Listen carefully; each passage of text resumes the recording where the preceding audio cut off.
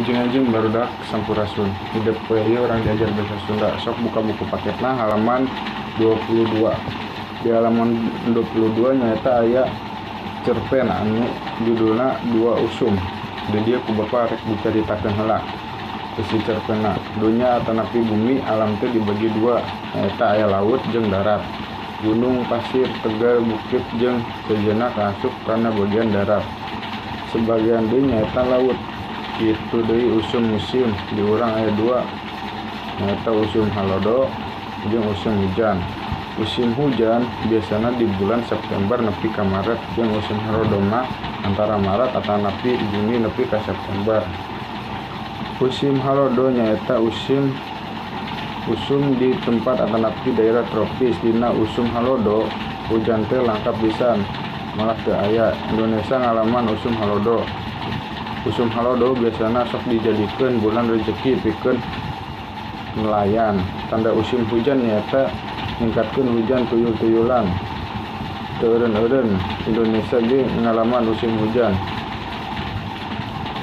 lantaran kagotong wilayah tropis.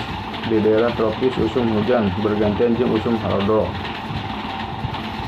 Ieu teh lantaran pengaruh ku panon poe datangna usum hujan sok atoheun para petani. Usum hujan sok diharap-harap ku petani jeung di tukang kebon. Ku sebab kitu usum hujan sok disebut usum tatanan.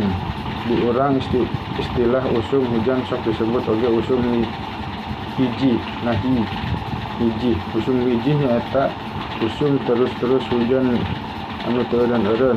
Patani mu usum hujan sibuk magawean, aya nu di sawah, aya nu di kebon. Urang kudu syukur jeung dunya atanapi bumi alam. Urang dua usum teh nguntungkeun pikeun urang. Usum hujan manfaat pikeun petani. Itu deui usum halodo oge loba manfaatna. Tah itu isi cerpenna. Dan di dia halaman 23 aya soal hiji nepikeun ka genep. Sok kubarudak kerjakeun, amun tos beres kirim ka WA bapaknya Japrinya. Atur nuhun.